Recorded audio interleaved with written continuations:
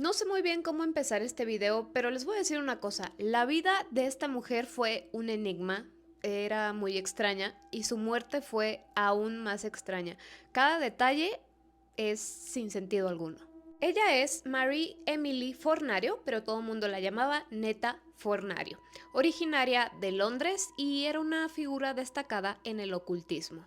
Ella practicaba magia y rituales, pero la destacaba más el hecho de que le gustaba contactar con fuerzas elementales tipo las hadas. Ella buscaba tener conexiones espirituales con la ayuda de estos seres elementales y por esto dejó Londres y se fue a una isla llamada Iona.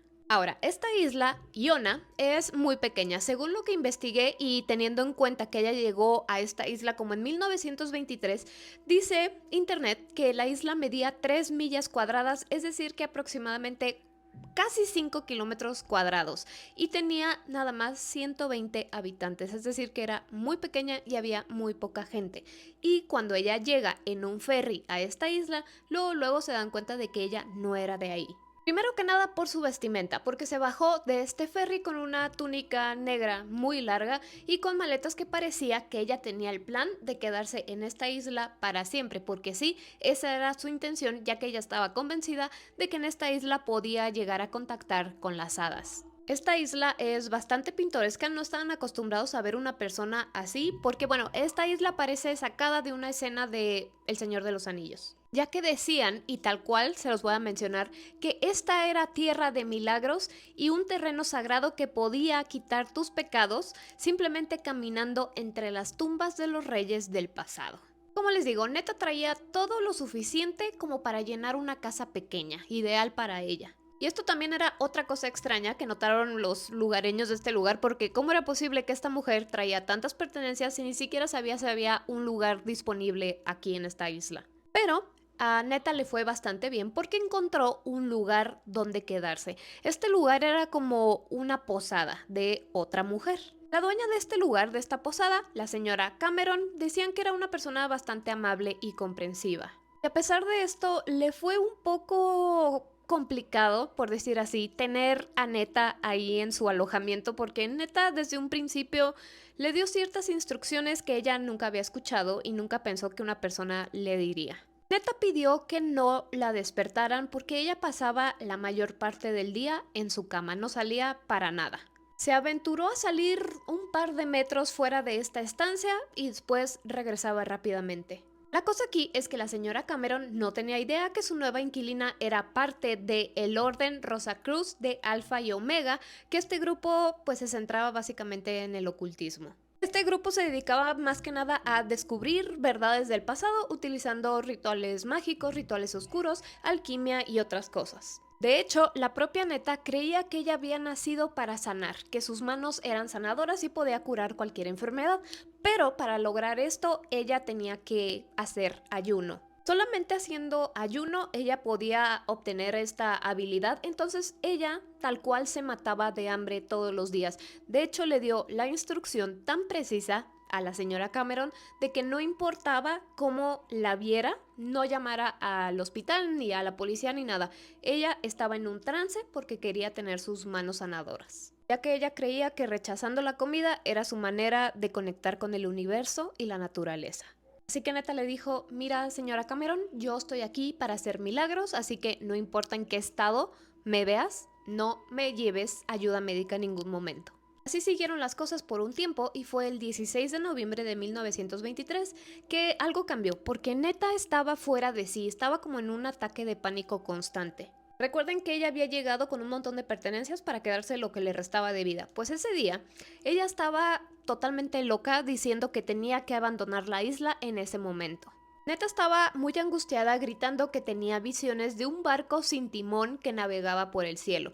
La señora Cameron trataba de tranquilizarla y decirle, mira, más vale como que te calmes ahora porque el próximo ferry sale hasta el día de mañana, hoy no puedes ir a ningún lado. Aún así esta mujer no se calmaba y le decía a todo mundo, a los demás inquilinos, que para que ella se calmara tenían que ayudarla a empacar todas sus cosas para que a primera hora al día siguiente ella tomara el ferry y se fuera de ahí. Y así lo hicieron, todos la estaban ayudando, pero más que nada para que los dejara dormir y para que ella se calmara porque estaba generando un caos en la estancia. Después de que la ayudaron a empacar todo, la dejaron sola en su habitación por unas horas y se dieron cuenta que neta ya no hacía ruido, no salía de su habitación ni nada, a pesar de que estaba en este estado totalmente histérico. Así que la señora Cameron, un tanto preocupada, fue a su habitación a checar a neta y cuando abrió la puerta parecía que era otra mujer, parecía que había ido al infierno y regresado, incluso hasta se veía un poco más avejentada. Su mirada era totalmente vacía y estaba como muy seria y les informó a todos que ya no se iba a ir. Así que todos se quedaron realmente confundidos de entonces qué le estaba pasando a neta. No estaba como muy desesperada por irse en ese momento y ahora resulta que no y sale así, que parecía que le habían echado 10 años encima en tan solo unas horas y tenía esta mirada totalmente vacía. Después llegó la noche, todos se van a dormir a sus respectivos cuartos y cuando se levantan a primera hora en la mañana se dan cuenta que neta no está. Fueron a su cuarto a revisar y ahí estaban sus cosas, entonces pues no se había ido en el ferry como ella había dicho. Aún así, todos los inquilinos, la señora Cameron, fueron a buscarla pensando que tal vez había salido a dar un paseo para tranquilizarse, que no pudo dormir bien, preguntaron en el ferry, oiga, ¿se subió neta aquí? Les dijeron que no. Como no la encontraban, esta búsqueda duró todo ese día y al día siguiente sin encontrarla por ningún lado. Tomen en cuenta cuánto medía la isla. Total pasaron 2 días sin que nadie supiera de neta, ella no regresó a la estancia ni nada. Y fue hasta después de esos 2 días que 2 hombres se toparon con su cuerpo. Y aquí es donde las cosas no tienen sentido alguno. Primero que nada, el clima de esta isla era extremadamente frío y cuando encontraron a neta no tenía nada de ropa. Toda su ropa estaba cuidadosamente doblada a un lado de su cuerpo. En segundo lugar, tenía rasguños en los dedos del pie y algunos otros como en otras partes de su cuerpo, pero ni siquiera eran profundos como para que fueran letales. Además de estos pequeños rasguños, no tenía ninguna otra marca de que la hubieran lastimado. Otra cosa es que donde ella estaba acostada, vieron que había una cruz que había sido directamente como marcada en la tierra. Ella estaba encima de esa cruz marcada en la tierra. Parecía que ella la había hecho antes de fallecer en ese lugar. Otra cosa que no se podían explicar era que ella siempre traía puesto un crucifijo grande de plata. Unos días antes lo habían visto y pues el crucifijo estaba brillante como es la plata normal y cuando lo encontraron solamente 2 días después el crucifijo estaba ennegrecido. Había 2 cuchillos en la escena, uno lo traía neta fuertemente agarrado en una mano y el otro estaba a muy poca distancia. Ninguno de los dos parecía tener algo para ellos darse cuenta que con eso le habían quitado la vida o ella se había quitado la vida, simplemente los traía ahí y ya. Como les dije, ella estaba totalmente ilesa, solamente por aquellos rasguños en los dedos del pie. La gente no se explicaba qué le pudo haber pasado. Este tipo de cosas no ocurrían en esta isla. Recuerden, solamente había 120 personas. Ya que se supo que había aparecido neta sin vida, otros comenzaron a afirmar que el día que ella desapareció, vieron unas extrañas luces azules en el cielo. Y estas luces estaban sobre la isla nada más. Otras personas dijeron, nosotros andábamos levantados a altas horas de la noche y vimos a neta caminar por la orilla de la isla con un personaje misterioso porque estaba encapuchado. Revisaron las cosas de neta, la policía, y ahí traía unas notas y un diario que al parecer era muy extraño, decía muchas cosas que no podemos saber porque lo destruyeron. O lo destruyeron o desapareció misteriosamente porque ya que se le entregó a la policía, lo leyeron y como que quisieron desaparecer todo lo que decía ahí. A lo mejor notas de cosas de ocultismo o algo así. El caso es que nunca vio la luz aquel diario ni las cartas. Se comenzaron a buscar personas que fueran cercanas a neta fuera de la isla para informarles que había desaparecido y en eso dan con una muy buena amiga suya llamada Dion. Y ella les dice, no me sorprende que ella haya fallecido porque quería incursionar en cosas que pues ella no estaba preparada. Como por ejemplo expediciones astrales. También les dijo la explicación de por qué tenía rasguños solamente en los dedos de los pies. Y ella explicó que esos arañazos eran lesiones después de que una persona había sufrido un ataque psíquico. Y que probablemente este ataque psíquico había sido del ex líder de esta secta en donde ella estaba. El problema era que el ex líder tenía fallecido 18 meses, entonces probablemente lo que ella sufrió fue un ataque de un espíritu vengativo. Eso explicaría por qué tenía ese estado emocional antes de que todo esto sucediera. Cuando la policía comenzó a investigar, también vieron otros problemas, entre ellos cómo era posible que en una isla tan pequeña y con tan pocas personas había tardado 2 días en descubrir el cuerpo de Neta, que estaba a vista de cualquier persona. Otra cosa era que el cuerpo de Neta estaba en muy mal estado, desnutrida, porque recuerden que ella no comía para entrar en este trance, y por cómo estaba no era posible que ella caminara más de 1 kilómetro, mucho menos descalza como estaba, porque no había zapatos en esa escena, solamente estaba su ropa, o sea, no era posible. Y en el caso de que ella hubiera caminado descalza, hubiera tenido más lesiones en los pies y no solamente en los dedos. Algunos sugirieron que Neta apareció en ese lugar porque levitó. La causa de muerte que le pusieron oficial fue debido a los elementos del clima y la naturaleza. No hubo otra cosa que decir, porque no se sabía, no tenía huellas como de que lo hubieran lastimado físicamente ni nada. Y recuerden que era 1923 en una isla de 120 personas, no había tampoco muchos elementos para investigar. Después de las investigaciones, por fin la enterraron el 21 de noviembre de 1923 y pues esta es la placa que le pusieron. El único pariente que tenía Neta era su padre, del cual estaba distanciado porque antes de que ella llegara a la isla se había peleado con su papá diciéndole que él le había regalado una estatua que estaba maldita. Y a pesar de que ellos estaban distanciados, su papá sí fue al funeral a esta isla y ahí comentó que el 17 de noviembre, es decir, un día después de que ella tuvo esta crisis, él tuvo un fuerte presentimiento de que su hija iba a acabar muy mal y tenía razón. Y según informes, él no se perdonó el que no haya ido a buscar a su hija a pesar de que tenía este presentimiento tan fuerte y pues que ella haya terminado así. Así que, ¿qué le pasó a la mujer? No tenemos idea. ¿Le hicieron algo? Tampoco tenemos idea. Esto no volvió a ocurrir, o sea, con otra persona, como que anduviera ahí alguien suelto haciendo ese tipo de cosas. No. ¿Qué decía en los diarios y en las cartas que encontraron? Probablemente el por qué terminó así, pero aún así le pusieron en el, pues sí, registro oficial que fue debido a la naturaleza que ella falleció. Las fuerzas elementales la traicionaron, logró hacer su expedición astral y terminó muy mal. ¿Ustedes qué creen que haya pasado? Porque recuerden que ella tenía pues su pasado de ocultismo y algo así. ¿También habrá sido debido a eso? ¿Ustedes qué opinan? Y ya saben que yo, como siempre, los estoy leyendo. Antes de empezar con este caso, les voy a decir una cosa. Montes Apalaches y el fenómeno de 411 desaparecidos nunca son una buena combinación. Si ya me siguen desde hace rato, ya han visto muchos videos donde hago referencia a los Montes Apalaches, que son básicamente una zona de bosques donde ocurren un sinfín de cosas. También he hecho mucha referencia al fenómeno de 411 desaparecidos. Si no lo conoces, yo de hecho hoy les hice este post donde les dejé todas las similitudes que tiene este fenómeno. Por si lo quieren ir a checar para ya no decirles todo esto aquí y continuar con el caso. Me parece, según lo que chequé en internet, que la desaparición de este niño de tan solo 4 años llamado Alfred Bale Hartz es la 12 de las 411. Bueno, pues resulta que el 2 de julio de 1938, la familia Bale Hartz, quienes son ellos, decidieron acampar en el Parque Nacional de las Montañas Rocosas, que es una zona de los Montes Apalaches. Ellos estaban de vacaciones de verano, así que fue una muy buena idea llevarse a toda la familia a acampar, a pescar y a hacer diferentes actividades ahí. Ese día, aproximadamente a las 8 de la mañana, toda la familia iba caminando por un sendero. Esta familia incluye a los 10 hijos del matrimonio Bale Hartz. Y Alfred, quien es este de aquí, el menor de los 10 hijos, iba caminando hasta el final de toda la familia. Ellos iban caminando como en línea y el niño iba hasta atrás. Como les dije, Alfred tenía 4 años. Sus padres sabían que él estaba hasta el final, entonces volteaban de vez en cuando para ver que el niño estuviera bien. Pero en una de esas ocasiones que ellos voltean, se dan cuenta que aparentemente Alfred se había quedado muy atrás, tanto que ya no lo podían ver.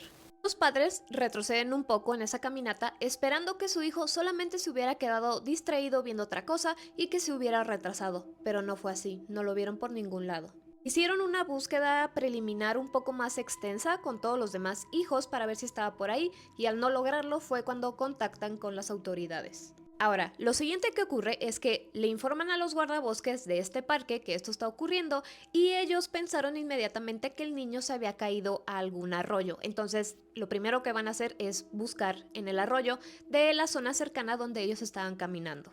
Que los guardabosques realmente pensaron el niño se cayó al arroyo, que realmente era una presa, y se ahogó. Era muy fácil encontrarlo, no lo iba a arrastrar la corriente tanto tiempo porque esta presa tenía una red y cualquier cosa se atoraba ahí, entonces fueron directo a esta red, pero no había nadie ni nada. Buscaron en esta red en diferentes ocasiones, pero no lo encontraron, así que decidieron pues buscarlo al fondo de esta presa y cuando lo hicieron tampoco lo encontraron. Por 5 días seguidos buscaron y buscaron en este arroyo, en esta presa, pero no lo encontraron. Después de 5 días dieron por desechada la idea de que el niño se había ahogado. A pesar de que los guardabosques insistían en buscar en los arroyos, en las presas y demás, los padres no estaban muy de acuerdo ya que ellos pensaban que realmente alguien se había robado al niño. Otra de las teorías que se maneja mucho en este tipo de casos de desapariciones es que la persona que está perdida simplemente se quiso ir, se quiso separar de sus amigos, de su familia, pero en este caso no coincidía porque como un niño de 4 años quisiera irse por su propia voluntad. Como pasa en la mayoría de los casos que caen en este fenómeno de los 411, no había huellas, no había pistas, nadie escuchó nada y nadie vio nada. Así que lo siguiente que intentaron los guardabosques fue traer sabuesos para que siguieran algún rastro. Todos los perros de búsqueda son muy buenos para estos casos, pero sobre todo los sabuesos, que según lo que investigué en internet, todavía pueden oler un rastro de más de 300 horas de antigüedad y a más de 200 kilómetros de distancia. Entonces llevan a los perros justo al lugar donde la familia dijo que ahí fue donde dejó de ver al niño y los abuesos hicieron eso de irse hasta el final porque como les dije al principio, el niño iba hasta el final de la fila. De que captaron el aroma, sí lo captaron, pero de todos los abuesos que llevaban, no llevaban a ningún camino. Unos iban por un lado, otros por otro y al final dejaban de buscar, simplemente se sentaban como de ya perdí el rastro y ya. La búsqueda con todos los elementos que los guardabosques, la policía y demás tienen a la mano duró 10 días. Después de 10 días se canceló la búsqueda. Pero ahí no acaba la cosa. Acuérdense que este niño se perdió el 2 de julio. Resulta que el 3 de julio, un día después, ocurrió algo bastante raro que hace que todo este caso se ponga mucho peor. Resulta que el 3 de julio, otras 2 personas que nada que ver con la familia estaban haciendo senderismo en el mismo parque. Ellos habían llegado a una zona que estaba bastante lejos y ellos, que eran 2 adultos, ya se habían cansado y decidieron pues sentarse en una piedra simplemente a descansar y a apreciar toda la vista. Mientras ellos estaban descansando, deciden voltear hacia arriba como a apreciar, ya saben, todas las montañas y todo, y es que ven a un niño balanceándose como en la orilla de unas piedras. Esta zona donde vieron al niño se le conoce como el nido del diablo en español, lo cual es una zona extremadamente difícil de llegar incluso para profesionales. Y esa zona está como a 10 kilómetros de distancia de donde originalmente se había perdido Alfred. Este señor ve al niño y le dice a su esposa, ¿cómo es posible que ese niño haya llegado hasta arriba sin ayuda de alguien? Porque parecía que estaba solo. Ellos están muy sorprendidos viendo hacia arriba, viendo al niño, y en eso se escucha algo que ellos describieron como un ruido estridente y parece que al niño lo jalaron y desapareció. De un segundo a otro, el niño ya no estaba. Ojo que tampoco se veía que estuviera asustado, confundido, perdido ni nada. El niño era como si solamente estuviera apreciando la vista y ya. Ellos sí se les hizo extraño que de repente desapareciera, pero pensaron, bueno, probablemente el niño estaba con alguien más y ese alguien más fue quien lo quitó de ahí de la orilla de estas piedras. Después de un rato, ya que terminaron su caminata, ellos regresan al estacionamiento y es cuando escuchan algo sobre un niño perdido en este parque. Ellos no vieron ni una fotografía de este niño ni nada, simplemente como que escucharon la noticia, ellos, bueno, se regresan a su casa, ven que está ahí el periódico que les habían entregado y cuando lo abren es que ven la noticia de que un niño estaba perdido y cuando ven la foto ellos supieron inmediatamente que el niño que habían visto en este nido del diablo había sido él. Ellos manejan de regreso hacia el parque para informarles a los guardabosques lo que habían visto. Cuando llegan con ellos y le cuentan todo esto, porque esta foto es de esta zona, vean cómo está todo irregular, está, o sea, muy difícil para que un niño de 4 años esté ahí solo. Entonces le comentan esto a los guardabosques, lo vimos en esta zona y estaba solito y estaba sentado, no se había asustado ni nada. Y los guardabosques pues les dicen, yo creo que están confundidos, yo creo que no, porque es imposible que el niño llegue ahí. Les dijeron, incluso nosotros, los guardabosques, que conocemos este parque al derecho y al revés, nos es muy difícil llegar a esta zona, o sea, no creo. Este matrimonio insistían que sí era ese niño, nos llamó la atención porque lo vimos ahí solo, porque pues estaba ahí sentado en una piedra, y los guardabosques insistían, no es imposible. Si a nosotros que estamos aquí manejando, tardamos 2 días en llegar a este lugar, el niño se perdió ayer, recuerden, se perdió el 2 de julio y esto lo vieron el 3 de julio, así que es imposible que sea el niño. Al final se convencieron, para quitarse la duda, mandaron a 150 personas a este lugar y no encontraron nada, ni pistas, ni huellas, nada. En alguna parte de este parque había una cabaña abandonada.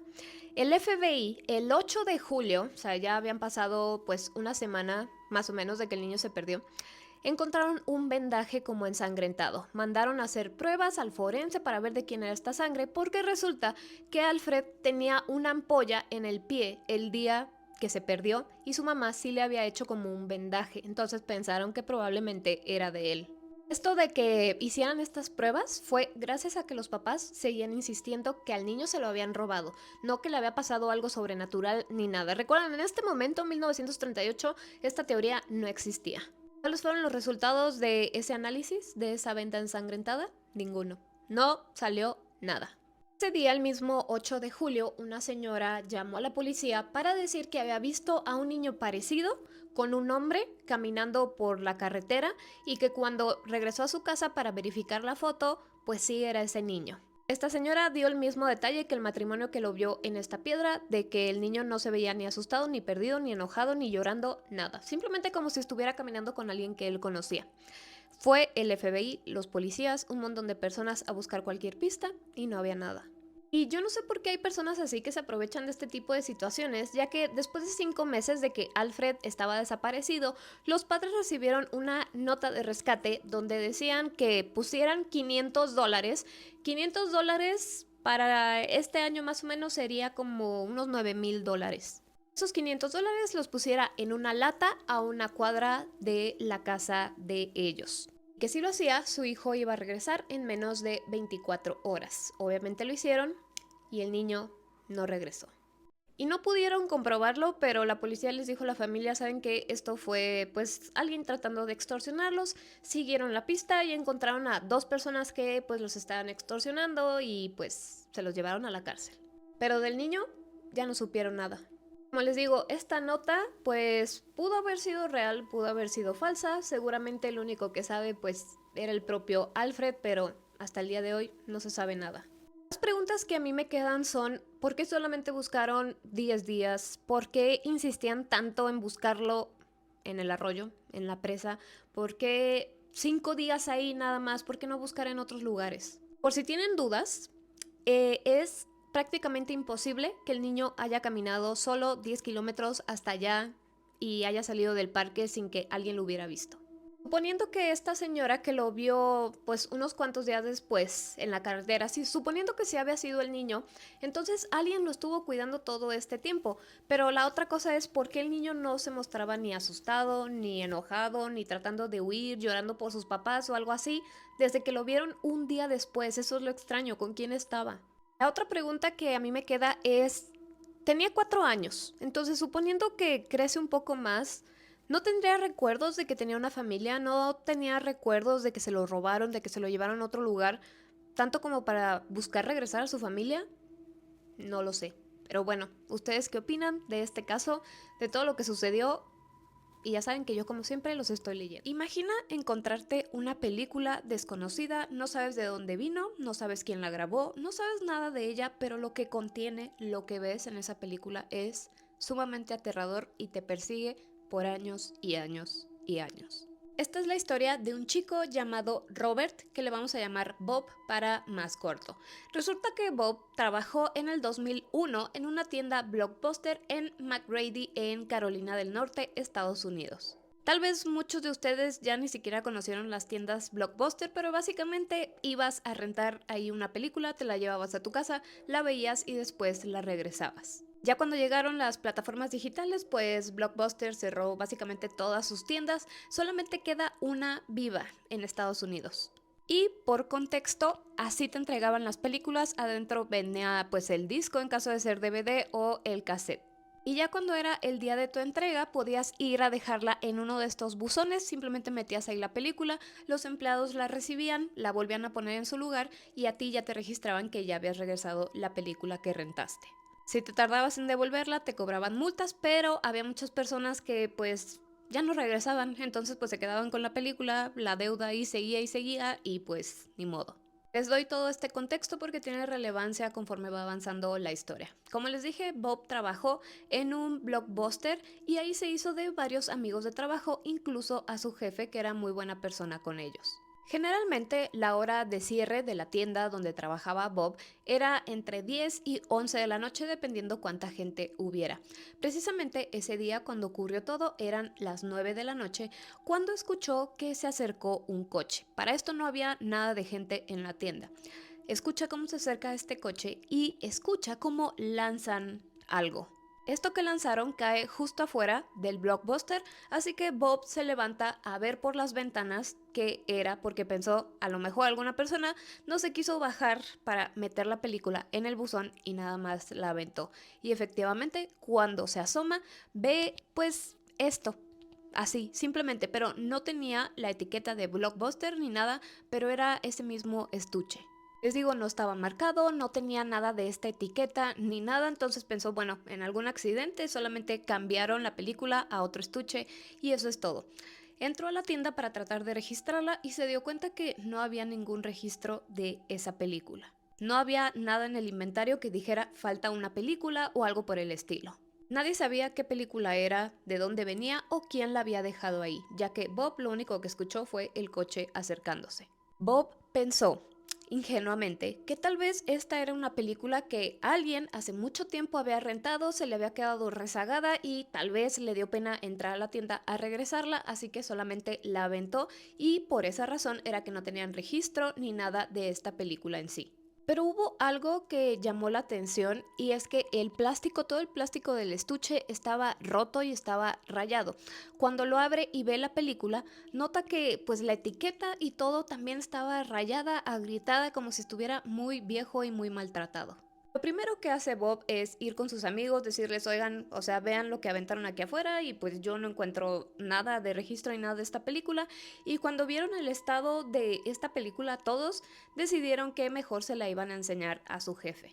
Claro que se la enseñan al jefe y él tampoco tenía idea de qué película era ni nada, así que deciden ponerla en el aparato de cassettes para descubrir qué película era. Los primeros minutos eran como pura estática sin sentido y después de unos 3 minutos de esta estática había una imagen bastante inquietante. Era como si alguien estuviera grabando adentro de un baño, no sé, de alguna gasolinera, de alguna plaza, un baño antiguo. Pero eso no era lo peor. Quien estaba grabando parecía estar sentado en el baño, entonces al grabar se veía por debajo de las puertas, ya saben que hay un pedazo libre para separar los baños, y ahí comenzó a asomarse alguien más. Cuando todos vieron que esta figura comienza a asomarse desde el otro baño, todos comienzan a ponerse nerviosos. Era extraño, era una figura extraña, parecía casi un maniquí con los ojos muy abiertos. Además, no parpadeaba. Este simple metraje se repetía una y otra vez como por aproximadamente 40 minutos. Ellos siguieron viéndolo, le adelantaban un pedazo y demás, y seguía lo mismo. Pero ya cuando estaba por llegar al final de la cinta es cuando las cosas comienzan a ponerse extrañas. Al principio no tenía nada de audio, pero al final sí comenzó a escucharse algo. Y eso era como si alguien estuviera rasguñando una pared, ya saben, como sonido de que algo se está raspando, y la respiración de quien estaba grabando. Fuera de eso no había ningún otro sonido, lo cual hacía mucho más inquietante. La cámara con la que estaban grabando empezó a parpadear como si estuviera fallando y en esos parpadeos se empezaban a revelar otras formas, otras siluetas que no parecían para nada humanas. A medida que pasaban los minutos y esto se seguía repitiendo, estas sombras, estas siluetas que se veían entre los parpadeos comenzaron a definirse un poco más y hasta se movían. Después, la cara de quien se estaba asomando comenzó a distorsionarse. Si de por sí ya se veía terrorífico, ahora se veía mucho más, porque los ojos comenzaron a abrírsele más y la boca hizo una sonrisa que era imposible que un humano lo pueda hacer. Es decir, que la sonrisa era demasiado amplia para cualquier boca humana. Ahora les voy a enseñar esa imagen. Al parecer es un cuadro de lo que fue esa película y es lo único que se tiene. Y aquí está. Como pueden ver, la persona que está grabando está en un baño y del otro lado es donde se está asomando esta cara.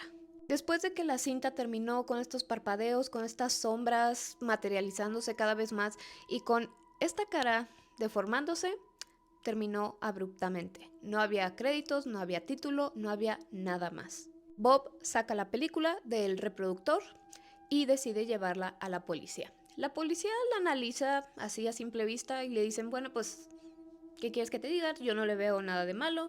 Tal vez es un metraje que alguien grabó de broma o queriendo hacer alguna película de terror. Fuera de ahí, pues no te puedo decir más. Lo cual, claro que puede pasar. Incluso en el Blockbuster donde trabajaba Bob tenían varias películas así. De todos modos, la policía le dijo a Bob, déjanos la película y la analizamos para ver si encontramos algo. Bob regresa a su casa, al día siguiente va al trabajo y su jefe le informa que la policía recién le había llamado, ya que el forense tuvo que analizar esta cinta y descubrieron que tenía restos humanos. Entre el plástico, en la cinta, en algo venía pegado restos en descomposición humana. Debido a esto se tuvo que hacer pues una investigación mucho más grande, llevaron a un perro de búsqueda al Blockbuster, les preguntaron a ver dónde fue que encontraron la cinta en un principio, vieron algo y pues Bob les dijo todo lo que él había visto. El perro policía los guió hacia un callejón que estaba atrás de la tienda Blockbuster. Y después de una investigación mucho más intensa descubrieron restos humanos abajo de una pila de muebles. La policía les dijo que probablemente quien había grabado la película era la persona que habían encontrado o los restos de esta persona. Desafortunadamente no había más, no tenían manera de identificarlo ni había otras pistas. Y a pesar de que sí investigaron, parecía que no avanzaba esa investigación porque no sabían nada. No sabían quién la había dejado ahí, no había cámaras, no había nada que pudiera darles alguna pista. El caso es que el origen era y seguirá siendo desconocido. A medida que la policía profundizaba, solamente dejaba más preguntas que respuestas, no sabían quién era quien estaba grabando, tampoco pudieron ver o saber quién era esta persona o esto. Una cosa es cierta, a pesar de que todo sigue siendo un misterio, por alguna razón, tanto Bob como sus demás compañeros de trabajo y su jefe desde ese momento tenían pesadillas vívidas horribles, donde siempre terminaban viendo esta misma cara. Ahora pasan los años, el Blockbuster original donde trabajaba Bob y sus amigos cierra y entre todos deciden mudarse a donde está ahorita abierta la única tienda Blockbuster.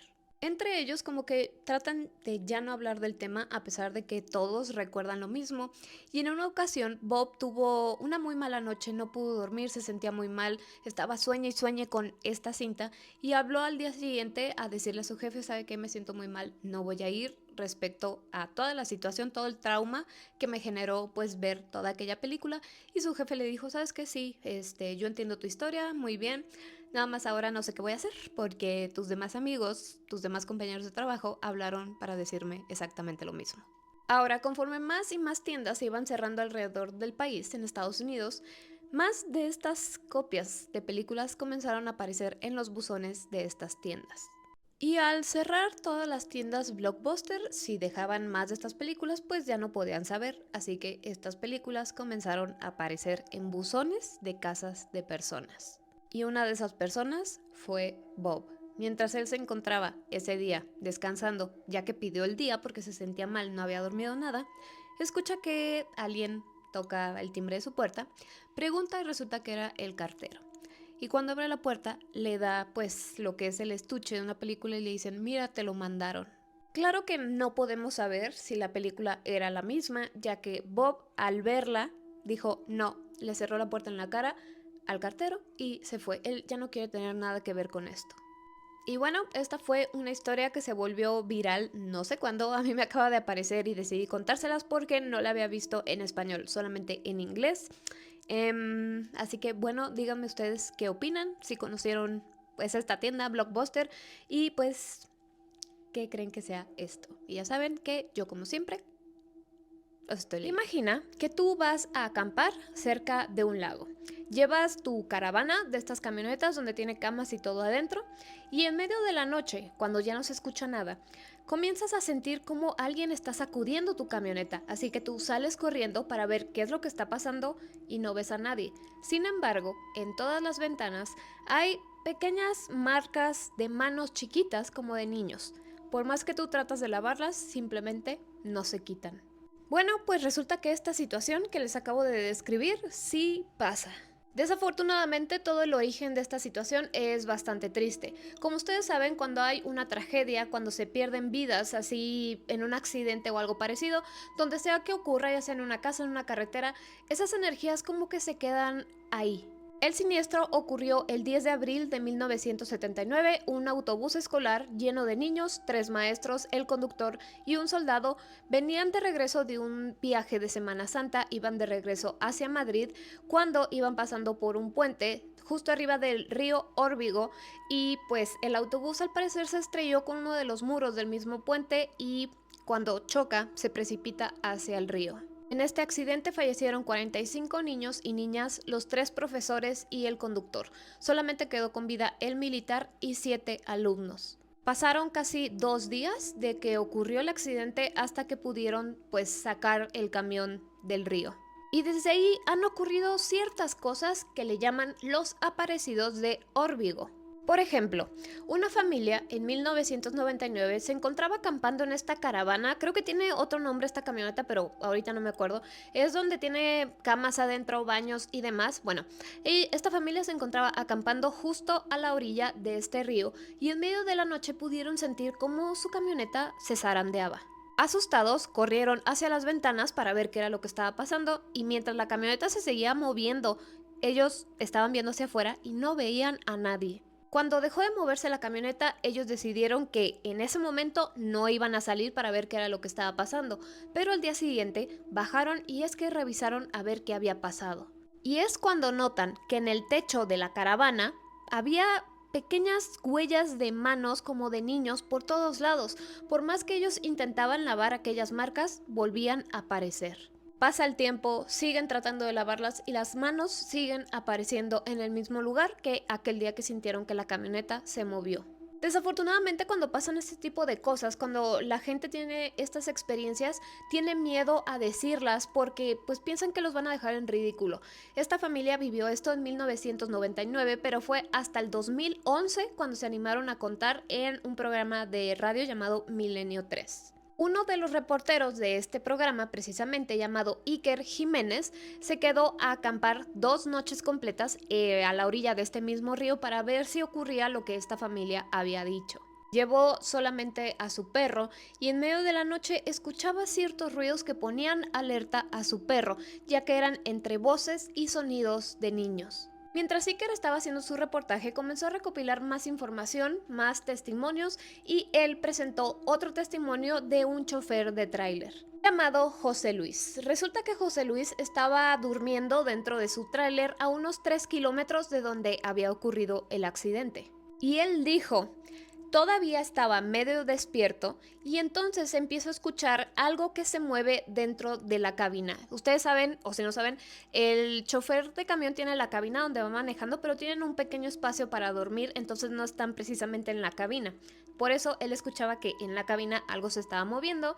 Dice: me daba la impresión de que iba de un lado hacia otro. Mi primer pensamiento fue que me había entrado alguien a robar. Mi reacción fue de curiosidad y empecé a girar la cabeza lo más despacio posible para ver lo que estaba pasando. Y fue entonces que dice José Luis que cuando voltea completamente la cabeza hacia la cabina, ve la silueta de un niño. Dicha silueta estaba arriba de su vehículo con él.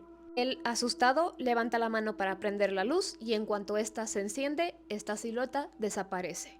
Curiosamente, su experiencia fue en el año 2009, el día más o menos coincidía con la fecha de cuando había ocurrido el accidente y de clima era precisamente el mismo porque era una noche lluviosa y fría. Y hasta él mismo dice: si yo se lo cuento a otras personas me van a decir que estoy loco, pero como se lo he contado a pues más conductores de camión, ellos saben que esto sí pasa. Hay un accidente muy parecido, de hecho en San Antonio, en Texas. Igual era un autobús escolar lleno de niños y niñas, iba pasando por las vías del tren y el tren chocó contra el autobús y pues la mayoría de los niños perdieron la vida. Si tú pasas por esas mismas vías del tren y personas se les ha apagado el coche o algo por el estilo, notan como el coche como que comienza a avanzar como si alguien los estuviera empujando, y cuando se bajan a revisar hay un montón de manos de niños marcadas por todo el coche. Y aquí hay como mucha diferencia de opiniones, porque hay gente que dice que los niños no se quedan pues en ese plano como atorados, y hay otros que dicen que sí. Los que dicen que no hay niños atorados en ese plano dicen que más bien son pues seres demoníacos haciéndose pasar por almas de niño. Pero bueno, díganme ustedes qué opinan respecto a esto, y pues con todo lo que les dije, y ya saben que yo como siempre los estoy leyendo. Ahora, rapidito, si notan como que ando un poquito ausente, estoy justo en medio de una mudanza. De hecho pueden notar que en los últimos días he estado subiendo videos hasta las 11:30 de la noche. Ahorita estoy que ya me muero de cansancio, pero dije, les voy a grabar videos, así que si de repente ven que un día no subo o algo por el estilo, es porque ando con eso. Yo espero que termine muy pronto. Antes de empezar con este video, quiero que me digan si vivirían ustedes en esta casa. Así nada más de verla, ¿sienten algo extraño o algo parecido? Acá les dejo otra imagen, es la misma casa. Y otra más. Pueden irme diciendo su respuesta antes de que siga con toda la historia de esta casa, pero déjenme les digo que si ustedes dijeron, siento algo raro de ver estas fotos de esta casa, yo no viviría aquí, tomaron la decisión correcta.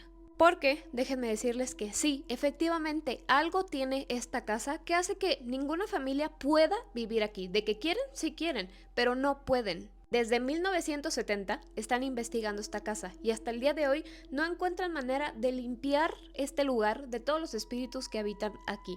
Yo me pregunto, ¿qué tanto te tiene que ocurrir, hablando de lo paranormal, qué tanto te tienen que asustar para que tú decidas ya no estar más en este mundo? Todo esto gracias a esta casa, pero vámonos desde el inicio. En la década de los 70, la familia Dandy, quienes son todos ellos, deciden mudarse a esta casa. Vivieron ahí solamente 4 años, y durante esos 4 largos años vivieron cosas verdaderamente extrañas que ellos jamás imaginaron que alguna vez en su vida iban a vivir. Imagínense que tú vas a tu casa porque es tu lugar seguro, y en el caso de ellos era todo lo contrario, era su lugar inseguro. Aquí les va la lista de lo que ellos vivieron en esos 4 años desde el momento que llegaron ahí. No tardaron ni una semana en que estas cosas se iniciaran. Primero que nada, informaron haber visto apariciones. Esto todo el tiempo, por toda la casa, y todas eran diferentes. Las cosas se movían de lugar por sí solas, igual por toda la casa. Incluso cosas muy grandes como por ejemplo muebles, los de la sala aparecían en la recámara y así. Olores extraños llenaban todo el aire, desde olores putrefactos hasta olores menos feos. Sonidos inexplicables resonaban en toda la casa y bastante fuertes. Como la mayoría de las personas, ellos no tenían idea de cómo lidiar con estas cosas, así que se acercaron con un padre. Este padre con el que se acercaron tenía cierto conocimiento en estos temas sobrenaturales. Y a pesar de que este padre fue a la casa, trató de hacer algo por esta familia, las cosas empeoraron cada vez más. La familia ya no sabía qué hacer y en su desesperación tomaron tal vez una mala decisión, y eso fue poner un anuncio en el periódico preguntando la historia de la casa para ver si así ellos podían saber más o menos de dónde venían tantas cosas que le estaban ocurriendo. Pero como pueden adivinar, en vez de que alguien se acercara a ayudarlos en caso de que supiera algo, fue todo lo contrario, la ciudad se burló completamente de ellos. Después de que soportaron las burlas, alguien fue a ayudarlos. Un psíquico bastante respetado les ofreció ir a la casa para ver qué podía solucionar.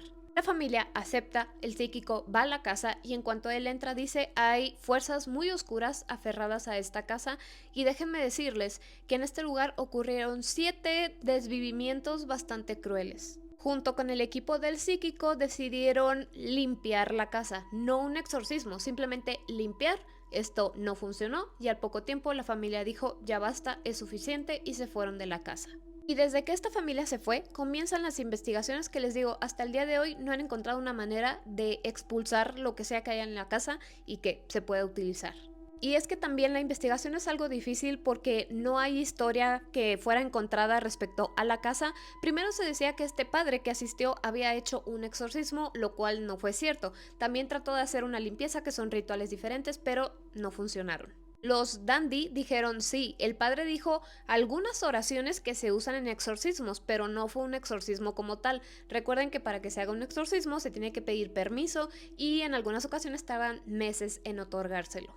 Otro de los rumores o de las historias que decían de esta casa era que estaba construida encima de un cementerio nativo. Hicieron excavaciones, o sea, se lo tomaron muy en serio este rumor, por más que excavaron, nunca encontraron ningún cementerio. Resulta que un montón de equipos de investigación paranormal han ido a la casa y ellos aseguran que en cuanto entran se sienten muy mal, pero hubo un caso de un equipo que fue como el más destacado. Resulta que en este equipo venía una chica a quien llaman Nikki, desconozco si ese es su verdadero nombre, pero desde que ella entró sintió como que se mareaba y tener la visión borrosa. Se sentía fatal, tenía dolores de cabeza intensos y desde ahí se dieron cuenta que lo que sea que hubiera en esa casa la traía en contra de Nikki, por alguna razón.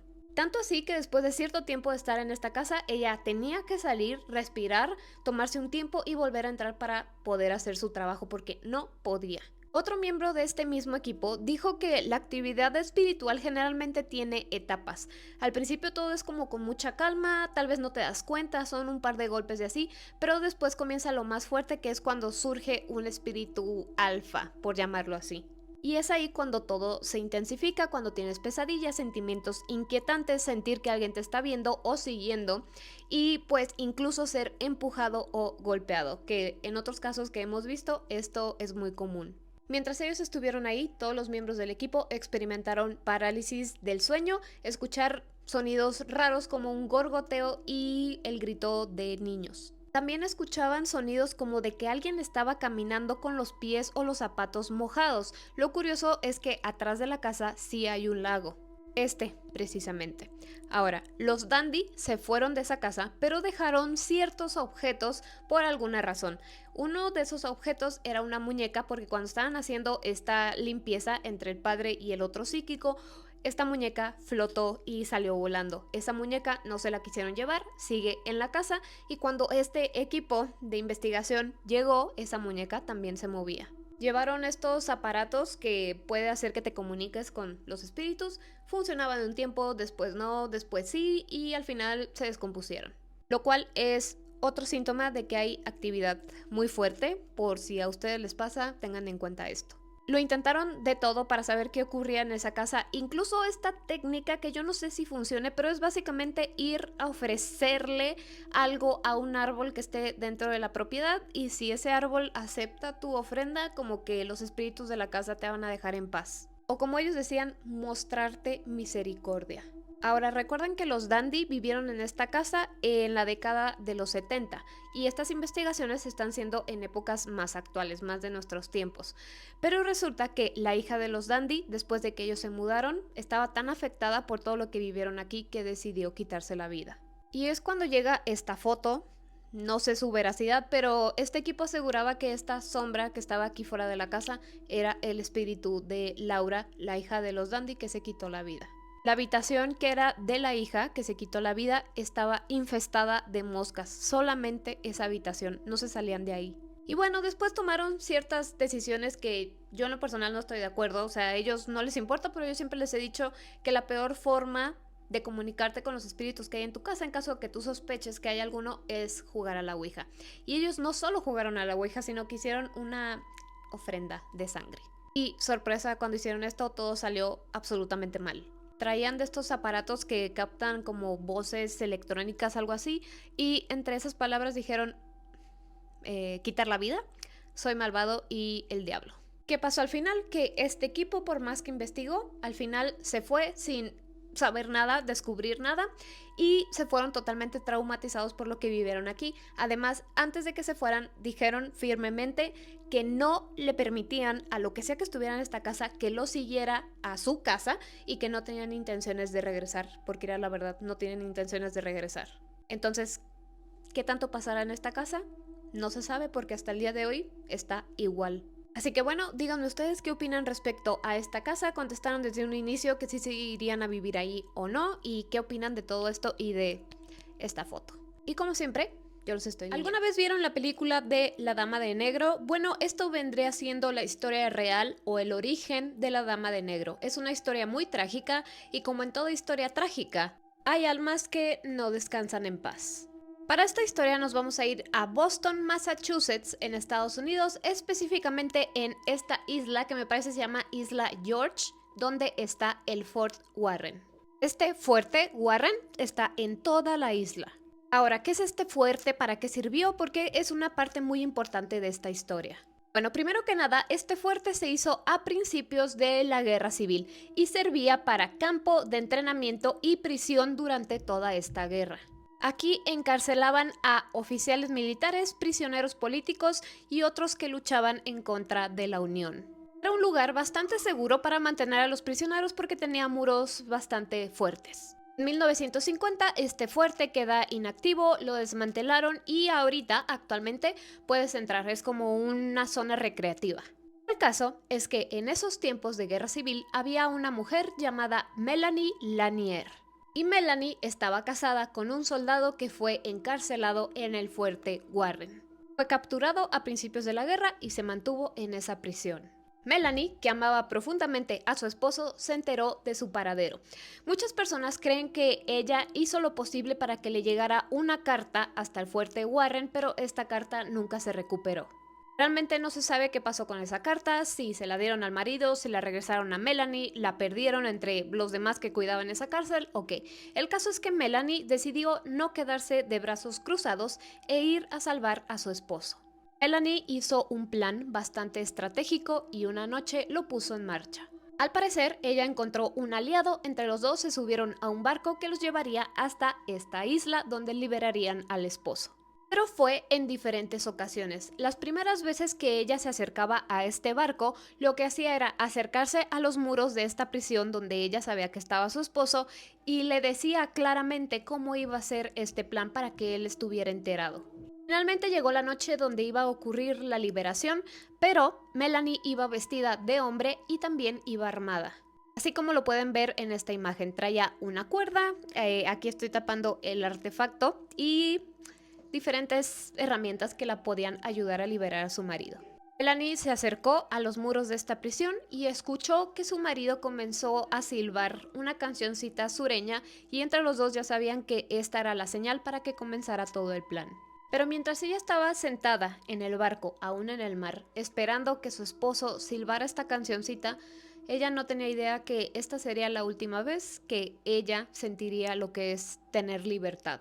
Cuando escucha que su esposo silba, ella traía una cuerda lo bastante larga para pasarla al otro lado del muro y de alguna manera ella subió a través de esta cuerda. Parecerá muy difícil, pero ella tenía un cuerpo bastante pequeño y esto fue un éxito. Ya estaba del otro lado del muro y estaba con su esposo. Pero esta nada más era la primera parte del plan. Ahora faltaba lo más difícil, que era salir de ahí. La pareja, junto con otros prisioneros, decidieron usar un pico para abrir un hoyo en la tierra porque su plan era hacer un hoyo tan grande que pudiera pasar por abajo de ese muro. Pero este hoyo que estaban haciendo era tan grande que llamó la atención de los que cuidaban la prisión. Este guardia comunica rápidamente esta noticia a los demás guardias y se hace un caos. Melanie trataba de defenderse a ella y a su esposo con todos los artefactos que ella llevaba y uno de estos guardias se le echa encima a Melanie para tratar de quitarle este artefacto que dispara de las manos y en ese ajetreo, la pistola se dispara y cuando Melanie voltea se da cuenta que a quien habían herido era a su esposo. Trágicamente, a su marido, que había ido ahí a salvar, murió frente a sus ojos. El corazón de Melanie se rompía mientras ella veía cómo la vida se drenaba de los ojos de su amado. Inmediatamente ella fue arrestada por tratar de liberar a un prisionero y fue sentenciada a muerte en la horca. Todo cambió en un abrir y cerrar de ojos porque ella estaba ahí para liberar a su marido, pero ahora la dirigían hacia la horca. Pero ella todavía estaba vestida de hombre, así que les pidió que la dejaran morir con dignidad y que le pusieran ropa de mujer. Pero en este fuerte no había mujeres, así que no tenían ropa de mujer, lo único que le pudieron encontrar fue una túnica color negro. Melanie se la puso para despedirse de su vida. El cuerpo de Melanie fue enterrado en estos mismos terrenos, todavía vestida con esa túnica negra que le habían dado. Seguramente el irse de este mundo sabiendo que su esposo había muerto debido a lo que ella había hecho, le destrozó el alma. Es por eso que se cree que Melanie no descansa en paz. Su espíritu sigue inquieto y sigue atrapado en este lugar. Esta no es la única muerte trágica que se dio pues en este lugar. De hecho, se dice que Boston es uno de los lugares más embrujados de todo el país. Pero ahí no termina la cosa, porque tan solo unas semanas después de que Melanie había fallecido, la veían caminar por el fuerte, dirigiéndose hacia la torre donde estaba su esposo. La ven vestida con esta túnica negra con la que murió y se le ve en su cara una terrible nostalgia. Y uno pensaría que con el paso del tiempo, pues estos avistamientos ya no se verían más, pero es todo lo contrario. Conforme más pasa el tiempo, más avistamientos hay. Tanto así que se hizo famosa y es cuando comenzaron a llamarle la Dama de Negro. Y como les dije, esta isla ya está abierta, es un espacio recreativo, entonces muchas personas van a visitarla y entre ellas la han visto por todos lados. Desde el arco de la entrada pueden ver que los está viendo por todas partes de lo que eran los muros antiguos de la prisión. Este es precisamente el arco que les menciono y por aquí la ven que está viendo a todos los que van entrando a la isla. Seguramente el espíritu de Melanie no puede escapar de esta isla por lo que pasó y pues yo creo que la vamos a ver aquí por el resto de los tiempos. Es cuando se da esta fotografía. Como pueden ver, tiene la túnica color negro y su cabello lo vemos como chino, ondulado. Si vemos esta foto de una representación de ella, también vemos que su pelo es ondulado. Según lo que investigué, la historia de la Dama de Negro cambia un poco respecto al estado, así como La Llorona acá en México, de que en un estado tiene un poquito más de historia, en otros no tanto. El caso es que sí tiene cierto parecido con la película que se hizo famosa hace unos cuantos años. Así que bueno, díganme qué opinan respecto a esta fotografía. No sé por qué, pero la cara se me hace como si fuera de una muñeca o algo así, pero dicen que fue tomada justo aquí y según lo que investigué, lo que dice internet, esto es parte de ese fuerte. Así que bueno, díganme ustedes qué opinan. ¿Creen que se parece la historia a la película? ¿O qué opinan? Y yo, como siempre, los estoy leyendo. Esta situación está muy loca y creo que es el único caso que yo he conocido y he oído respecto a esto. Pero imaginen que van a caminar al bosque, pero por alguna razón ese día decides irte un poco más lejos de lo que siempre te vas. Y mientras estás en otra zona, ves una piedra que tiene como estos grabados extraños y tú decides llevártela a tu casa y toda tu vida cambia por completo. A ti nada más se te hicieron chistosos, curiositos estos dibujos que tenía la piedra y por eso decides llevarte a la casa sin saber que todo iba a cambiar. Si esto se les hizo muy raro, déjenme decirles que sí pasó. Les ocurrió a ellos, a Patty y a Steve Johnson y a su hijo Trevor. Para este caso nos vamos a ir al 14 de mayo de 1988 en Puerto Ángeles, Washington, en Estados Unidos. Justamente ese día era sábado, así que Trevor, el hijo de los Johnson, y un amigo suyo llamado Jamie decidieron ir de paseo a un bosque. Los dos niños tenían 13 años y este bosque al que habían ido estaba bastante frondoso, estaba ya con la frontera hacia Canadá, pero donde ellos estaban estaba dentro de Washington. Y mientras ellos se encontraban ahí caminando en su paseo, descubrieron una extraña piedra con estos dibujos marcados. Cuando vieron de cerca estos dibujos, estas marcas que tenía la piedra, los dos pensaron que parecía ser un mensaje encriptado y que más bien parecía algo alienígena. Fíjense en las marcas cómo está, como las líneas perfectas, círculo perfecto, todo como recto, o sea, todo muy preciso y eso ya lo hemos visto en otros casos que involucra pues seres de otro mundo. Por ejemplo, en el caso de Brasil, que les comenté ya hace un tiempo, donde pues todo estaba muy raro, pero el caso es que el hombre en su playera tenía un triángulo así perfecto. Obviamente todo esto que les estoy diciendo no sabían los niños, solamente se les hizo como curioso las marcas que tenía esta piedra y ellos se fueron cada quien a su casa. Trevor llega con sus papás y les comenta lo que encontró. Ahora, en ese momento de la vida de los Johnson la estaban pasando muy mal económicamente hablando. Patty tenía 2 trabajos, solamente así y junto con el empleo que tenía Steve podían reunir el dinero necesario pues para pagar su renta y comprar comida, solamente lo más básico. Además de que se estaban ahogando en deudas y estaban luchando con todas sus fuerzas para pagarlas. Steve trabajaba como oficial en una cárcel y después renunció a ese trabajo para arriesgarse a poner una pequeña tienda de ropa en un centro comercial que apenas estaban construyendo. Lo cual fue contraproducente ya que al momento que Steve renuncia a su trabajo y se quedan sin ese ingreso, les dicen que el centro comercial se va a retrasar en su construcción. La estaban pasando verdaderamente mal. Entonces, al momento que Trevor llega con sus papás y les dice, oigan, pues encontré esto, descubrimos una piedra bastante extraña, Steve en ese momento pues no tenía nada que hacer, nada en qué trabajar y además necesitaba pues distraerse un poco. Le dice a Trevor, ¿qué te parece si me llevas al lugar donde estaba la piedra y así yo también la veo? Porque pues suena rara. Y así lo hicieron. Trevor lleva a su papá al punto donde estaba la piedra y no se la pudieron llevar a casa, como les dije al principio, porque es una piedra bastante extraña, pero si la vieron, entre los dos dijeron, sí, esto más bien parece como marcas de aliens o algo por el estilo, y eso fue todo. Este caso no se sabe muchísimo de él, pero pues aquí pueden dimensionar un poco el tamaño de la piedra, no se la pudieron haber llevado. Pero eso no es lo más relevante. Lo relevante es que a partir de que ellos encuentran la piedra, que los dos van juntos, la ven, la admiran y todo lo que ustedes quieran, todo comienza a cambiar. Y a diferencia de otros casos donde les he contado que las personas encuentran objetos extraños, se los llevan a sus casas, los tocan o lo que sea y todo empieza a ir muy mal, este caso fue todo lo contrario. ¿Qué poderes tenía esta piedra? Yo no sé, pero el caso es que les empezó a ir muy bien en cuestión de unas horas a la familia Johnson. Ni 48 horas después de que encontraron la piedra, les informan, oigan, el local donde quieren abrir su tienda ya está listo, así que pueden abrir. Cuando recientemente les habían dicho, oigan, se va a retrasar, quién sabe cuánto, la construcción, pues, del local de todo el centro comercial. Y no solamente abrieron la tienda, sino que comenzó a irles muy bien, comenzaron a vender demasiado. Tan demasiado que al poco tiempo ellos pudieron ser capaces de comprar un cine y además otras tiendas dentro del centro comercial. Compraron una nueva casa, compraron nuevos coches y por fin se pudieron estabilizar después de años de estar en la misma situación, solamente viviendo y pagando deudas, o más bien sobreviviendo y pagando deudas. Ellos están 100% convencidos de que todo este cambio fue desde que encontraron la piedra esta, porque antes ellos habían hecho todo lo posible y nada cambiaba, todo iba peor o se quedaba igual. Y a partir de que descubren la piedra, como que la respetan, no tratan de hacerle nada, simplemente verla y admirarla, ahí todo comienza a cambiar.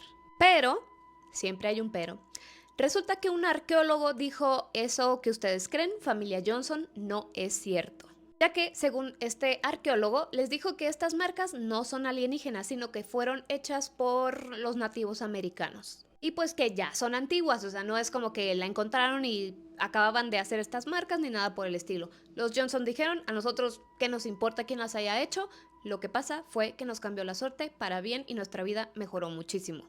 Después de que este caso se dio a conocer, pues más personas quisieron investigar y mientras más investigaciones había más opiniones que eran totalmente contrarias. Algunas personas decían que las marcas de esa piedra pues eran recientes y otros arqueólogos decían no, ya son viejas, pues las marcaron así como pues marcaban antes con herramientas de metal y pegándole y ya. Pero algunos decían que no era posible que hicieran estas marcas tan finitas, tan definidas, no sé. Aquí lo que me queda la duda, porque no creen que hay muchísima información respecto a este caso, es si ya tenían estudiado los nativos americanos, ¿por qué no dijeron, bueno, esta tribu hizo estos y aquí están otros parecidos? O sea, ellos creen, son puras creencias, nada está como que 100% comprobado. Algunos decían que incluso esto es como pasto, luego como una gota de agua, esta X es como una persona, pero les digo, no saben. Con exactitud no lo saben, pero bueno, ¿ustedes qué opinan respecto a este caso? O sea, no importa si hubiera tallado los alienígenas, los dinosaurios o quien sea, pero si me va a dar buena suerte una piedra, pues no me importa quién lo haga. Así que bueno, ustedes díganme qué opinan de estas marcas, de lo que les pasó a la familia y demás. Y este caso, les digo, no hay mucha información, pero apareció en el programa de Misterio sin resolver, de hecho, en esa fecha. Pero por más que indagué en internet, no pude encontrar nada más que personas tratando de localizar a la familia para preguntarles más cosas. Así que bueno, ya saben que yo como siempre los estoy leyendo.